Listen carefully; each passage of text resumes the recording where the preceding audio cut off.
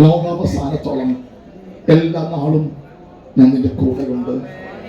ആരൊക്കെ നിന്നെ കൈവിട്ടാലും ഞാൻ നിന്റെ കൂടെയുണ്ട്. എത്രയൊക്കെ അനുഭവിക്കുവാൻ കഴിയുന്നുണ്ട്. ഇന്ന് രാത്രി അന്ന് പറയുന്നു, നീയുമായി പറ്റിച്ചേർന്ന് ക്രിസ്തു നിൽക്കുകയാ. ഈ ബന്ധം തകർക്കാൻ ആർക്കും കഴിയത്തില്ല.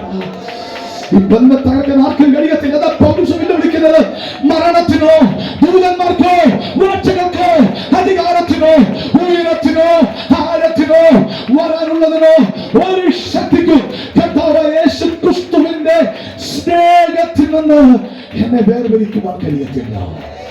ഇന്ന് രാത്രി ദൈവം പറയുന്നു, യേശു നമ്മളുമായി ചേർന്ന് നിൽക്കുന്നു. ഒടുക്കത്തെ ആദാം ക്രൂശ് കൊണ്ട് അവസാനിക്കുമ്പോൾ മൂന്നാം നാൾ മരണത്തെ തിരിച്ച് ഉയർത്തി നിൽക്കുന്നത് ഒടുക്കത്തെ ആദാമല്ല, രണ്ടാം മനുഷ്യൻ. ഒടുക്കത്തെ ആദാം ദാവീദിന്റെ പുത്രനാണെങ്കിൽ രണ്ടാം മനുഷ്യൻ സാക്ഷാൽ ദൈവത്തിന്റെ പുത്രൻ.